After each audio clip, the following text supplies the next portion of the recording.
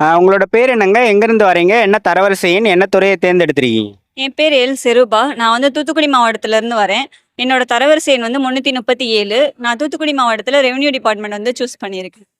என்ன படிச்சிருக்கீங்க? நான் பிஎஸ்சி மேக்ஸ் முடிச்சுட்டேன். ஆ. எப்போ கல்லூரி முடிச்சீங்க? எப்போ டிஎன்பிஎஸ்சி படிக்க ஆரம்பிச்சீங்க? நான் 2019ல முடிச்சேன். முடிச்சதுலேருந்தே நான் ஸ்டார்ட் பண்ண ஆரம்பிச்சுட்டேன். ஆ ஒவ்வொரு அட்டெம்ப்ட்லயும் வந்து ஒவ்வொரு மார்க்லயே போயிட்டே இருந்துச்சு. இந்த அட்டெம்ப்ட்ல வந்து கிளிக் ஆயிருச்சு. எத்தனாவது முயற்சி இது? இது எனக்கு 3வது முயற்சி. முதல் 2 முயற்சியில என்ன தவறு பண்ணதா நினைக்கிறீங்க? இப்போ நீங்க ரியலைஸ் பண்ணும்போது. அந்த 3 மணி நேரத்த கரெக்ட்டா யூஸ் பண்ணல அப்படின்னு சொல்லி நினைக்கிறேன். டைம் மேனேஜ்மெண்ட் வந்து கரெக்ட்டா யூஸ் பண்ணல அப்படின்னு. தமிழ் நீங்க எந்த மாதிரி படிச்சீங்க? தமிழ் வந்து இப்போதைக்கு வந்து எல்லாமே கேட்டது கஷ்டமா தான், அதாவது அவுட் ஆஃப் புக் தான் கேட்டிருந்தாங்க. தெரிஞ்ச கொஸ்டின் நான் எதுவுமே தப்பு பண்ணல. தெரிஞ்ச கொஸ்டின் தப்பு பண்ணாததுனால வந்து தெரியாத கொஸ்டின்ல இருந்து ஒரு 4, 5 மார்க் வந்து கிரேஸ் மார்க் மாதிரி வந்தது தான். அந்த மாதிரி தான். எவ்வளவு கேள்விகள் போட்டீங்க நீங்க? நான் வந்து 153 கொஸ்டின் போட்டிருந்தேன். ஆமா. தமிழ்ல வந்து 80 கொஸ்டின் போட்டிருந்தேன். தமிழுக்கு நீங்க என்னென்ன புத்தகங்கள்லாம் படிச்சீங்க? நீங்க ஆரம்பத்துல 2019ல ஸ்டார்ட் பண்ணும்போது புக் அட்டை டு அட்டை படிக்கணும்னுவாங்க. இந்த லாஸ்ட் சிலபஸ் வந்து சிலபஸ் வைஸ் படிக்கணும்னுவாங்க. இலக்கணத்துக்கு இம்பார்ட்டன்ஸ் கொடுக்கணும். அது எப்படி சேஞ்ச் பண்ணிக்கிட்டீங்க? எந்த மாதிரி படிச்சீங்கன்னு சொல்லுங்க. நான் வந்து என்ன பண்ணேன் அப்படின்னா, ஸ்கூல் புக்ல வந்து இலக்கணம் மட்டும் படிச்சேன். அதுக்கப்புறம் வந்துட்டு அவுட் ஆஃப் புக் வந்து கொஞ்சம் நான் நன்னூலு, தொல்காப்பி அந்த புக்கெல்லாம் ஜெராக்ஸ் போட்டு வச்சிருந்தேன். பிரித்தெழுதுக அந்த மாதிரிலாம் அந்த மாதிரி இது படிச்சிருந்தேன். குரூப் 4 அப்பயே அதெல்லாம் படிச்சிருந்தேன். அதுக்கப்புறம் வந்துட்டு எல்லா இலக்கணத்தையுமே விடவே இல்ல.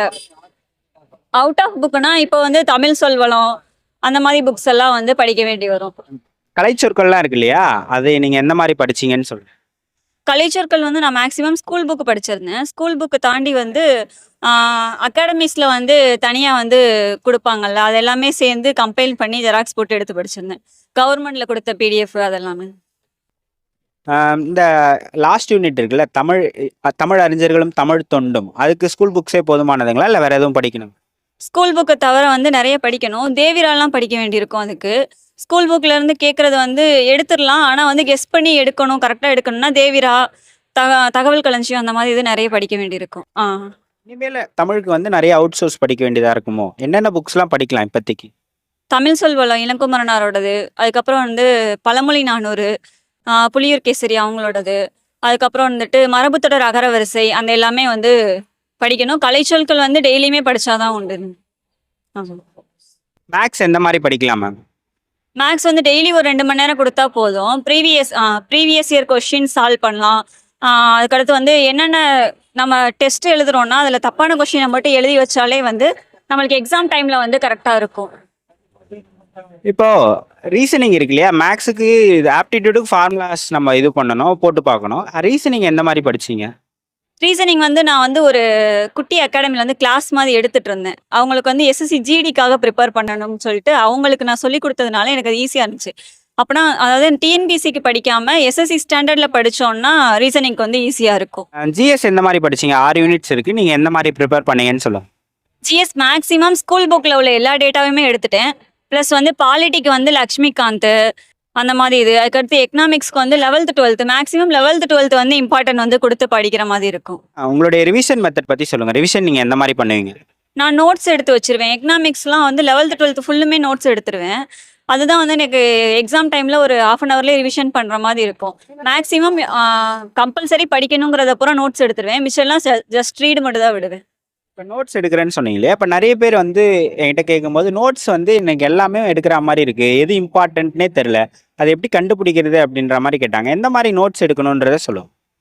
ஃபர்ஸ்ட் வந்து ஒன்ஸ் ரீட் பண்ணிட்டு ஒரு 2 பேர் இல்லை 2 பேர் உட்காந்து ரீட் பண்ணிட்டு நம்மளுக்கு எது இம்பார்ட்டன்ட் தெரியும்ல அதை மட்டுமே நான் A4 ஷீட்ல தான் எடுத்தேன். எடுத்து பண்டல் மாதிரி வந்து பின் பண்ணி ஸ்பைரல் மாதிரி பின் பண்ணி வச்சுக்கிட்டேன். என்ன சொல்றது, நம்மளுக்கு தேவையான ஹெட்டிங்கு, அதுக்கப்புறம் ஹிஸ்ட்ரினா இயர் மட்டும் எழுதினாலே போதும். இயரை வச்சு என்னென்ன வந்து மைண்டுக்கு நம்மளுக்கு வருதோ அதை மட்டுமே ஞாபகம் வச்சுக்கிட்டாலே போதும். அதையே ரிப்பீட்டடா பண்ணா போதும். இப்போ நீங்கள் டெஸ்ட்லாம் போட்டு பார்த்துருப்பீங்களே, அதை எப்படி அனலைஸ் பண்ணணுன்றதை சொல்லுங்கள். டெஸ்ட்ல தப்பான கொஸ்டினை மட்டும் எடுத்து எழுதி வச்சுக்கிட்டா போதும். மேக்ஸ்ல வந்து என்ன தப்பு, இப்போ 2 கொஸ்டின் தப்பு வருதுன்னா அந்த 2 கொஸ்டின் மாடல்ஸ் மட்டும் பார்த்தா போதும். இப்போ ஜிஎஸ் தப்பு வருது அப்படின்னா ஒரு டாபிக் தப்பு வருதுன்னா அந்த டாபிக்ல என்ன தப்பு பண்ணியிருக்கோம், ஏன் தப்பு பண்ணோம் அதை மட்டும் அனலைஸ் பண்ணாலே போதும். தப்பான கொஸ்டின் அனலைஸ் பண்ணாலே போதும். பண்ணுவேன். எக்ஸாம் ஹாலில் என்னென்ன மிஸ்டேக்ஸ்லாம் பண்ணக்கூடாதுன்னு சொல்லுங்கள். எக்ஸாம் ஹாலில் நம்ம பண்ணுறது அந்த 3 மணி நேரத்தை கரெக்டாக யூஸ் பண்ண மாட்டோம். 3 மணி நேரத்தில் வந்து எந்த பயமும் இல்லாமல் எழுதினாலே வந்து கிளியர் ஆயிரும். இந்த வாட்டி நான் தான் பண்ணேன். பயப்படல. வந்தா வருது போனா போகுது அப்படி சொல்லிட்டு தான் உள்ளேயே போனேன். அதுக்கப்புறம் எனக்கு தெரிஞ்ச ஒரு அண்ணா சொன்னாங்க, எதையுமே யோசிக்காத, எல்லாருக்கும் கொஷின் எப்படி இருக்கும் அப்படிதான் உனக்கும் இருக்கும் அப்படி சொல்லி சொன்னாங்க. சரி ஓகே நம்மளே ஹேண்டில் பண்ணலாம் அப்படி சொல்லிட்டு எழுதினேன். என்ன தப்பு பண்ணுவாங்க அப்படின்னா ஃபர்ஸ்ட் தெரிஞ்ச கொஷினை போட்டுறணும். ஒரு 50 கொஷின் தெரிஞ்சிருந்தாலும் அந்த 50 கொஷினை போட்டுட்டு தெரியாத கொஷின் யோசிக்கிறப்போ இனிமே நம்ம தெரியாத கொஷின் தானே போட போறோம் அப்படிங்கிற ஒரு மைண்ட் செட்டுக்கு வந்துருவோம்.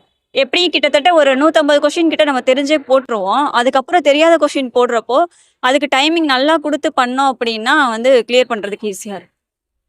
லாஸ்ட் 2 முறை வந்து உங்களால டைம் மேனேஜ்மெண்ட் பண்ண முடியல. அதான் தோல்விக்கு காரணம்னு சொன்னீங்க. இந்த வாட்டி தமிழ் கடினமாக இருந்தது இல்லையா? தமிழுக்கு நீங்க எவ்வளவு நேரம் ஒதுக்குனீங்க? மேத்ஸ்க்கு எவ்வளவு நேரம் ஒதுக்குனீங்க? ஜிஎஸ்க்கு எவ்வளவு நேரம் ஒதுக்குனீங்க? இந்த வாட்டி எப்படி டைம் மேனேஜ்மெண்ட் பண்ணீங்கன்றதை சொல்லுங்க.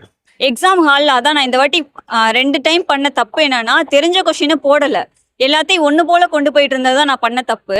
இந்த வாட்டி அதை தான் மாற்றினேன். ஃபர்ஸ்ட் தெரிஞ்ச கொஷினை போட்டேன். ஃபர்ஸ்ட் எனக்கு தெரிஞ்ச கொஷின் ஒரு 80 கிட்ட வந்துருந்துச்சு.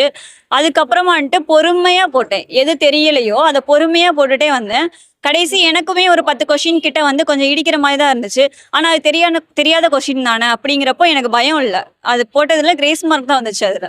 இப்போ உங்களோட ஒன் டே ஸ்டடி பிளான்ல 3 சப்ஜெக்ட்ஸுமே இருக்குமா? இல்லை தமிழ் எடுத்தா அன்னைக்கு ஃபுல்லாக தமிழே படிப்பீங்களா? அந்த மாதிரி படிப்பீங்களா நீங்கள்? இல்ல இதுக்கு முன்னாடி அந்த தப்பை பண்ணிட்டு தான் இருந்தேன். 3 சப்ஜெக்டையுமே டெய்லியுமே தொற்றணும். அப்பதான் வந்து முடியும். ஒவ்வொன்றையும் வந்து இப்போ ஒரு வாரம் ஒன்று, இன்னொரு வாரம் ஒன்றுன்னு வைக்கிறப்போ ஒரு வாரம் படிச்சது இன்னொரு வாரம் மறந்து போயிடும். டெய்லியுமே வந்து 3யுமே வந்து ப்ரிப்பேர் பண்ணிட்டே வந்தாதான் முடியும்.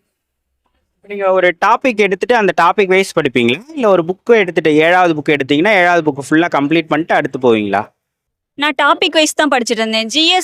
ஜிஎஸ் டாபிக் வைஸ் படித்தேன்.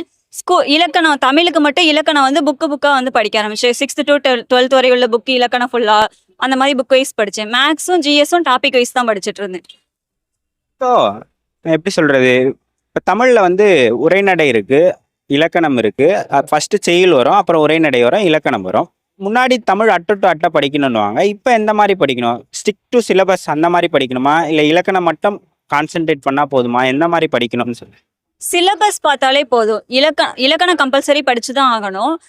அதர்வைஸ் வந்து சிலபஸ் பார்க்கணும். சிலபஸில் வந்து என்ன சொல்கிறது, ரொம்ப ஈஸியாகவும் இருக்கும், ரொம்ப கஷ்டமானதும் இருக்கும். இப்போ மரபுத்தொடர் அகரவரிசை எடுத்துக்கிட்டிங்கன்னா அந்த ஒரு புக்கு மட்டும்தான். இன்னும் அடுத்த எக்ஸாம் வரைக்கும் அந்த ஒரு புக்கை தான் படிக்க போகிறோம். அப்போனா அது வந்து கண்டிப்பாக ஃபுல்லாக முடிச்சிட முடியும்.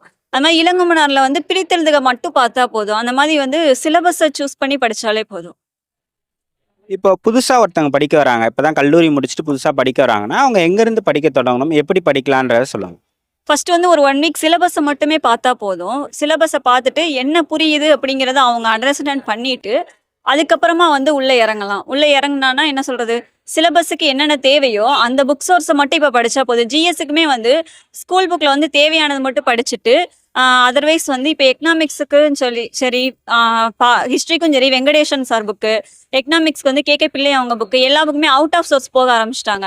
அதனால சிலபஸில் ஸ்கூல் புக்கை மட்டும் படிச்சுட்டு அவுட் ஆஃப் புக் எடுத்து படிக்கிறது நல்லது இப்போ புதுசாக வர்றவங்க. ஜிஎஸ்ல வேற என்ன அவுட் சோர்ஸ் புக்ஸ்லாம் பார்க்கலாம், நம்ம அதை பற்றி சொல்லுவோம். பாலிட்டினா லக்ஷ்மிகாந்த், ஹிஸ்ட்ரிக்கு வந்து வெங்கடேசன்லேயே வந்து 2 புக் இருக்கும், ஐஎன்எம்முக்கும் ஹிஸ்ட்ரிக்கும்.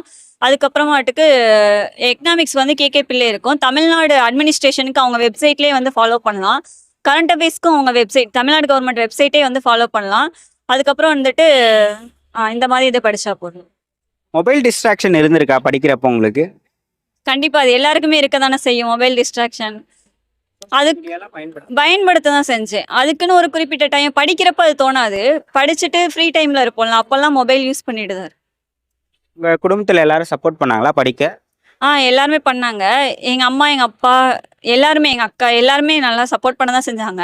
ஃபேமிலி ஓகே, ஃபேமிலியில் எல்லாருமே பண்ணாங்க. அவுட் ஆஃப்ல இருந்து தான் வந்துட்டு என்ன இன்னும் படிச்சுட்டு இருக்கேன் அந்த மாதிரி கேட்பாங்க. ஒரு வாட்டியும் ஃபெயில் ஆக திரும்ப படி நான் அவங்க மட்டும் தான் மோட்டிவேட்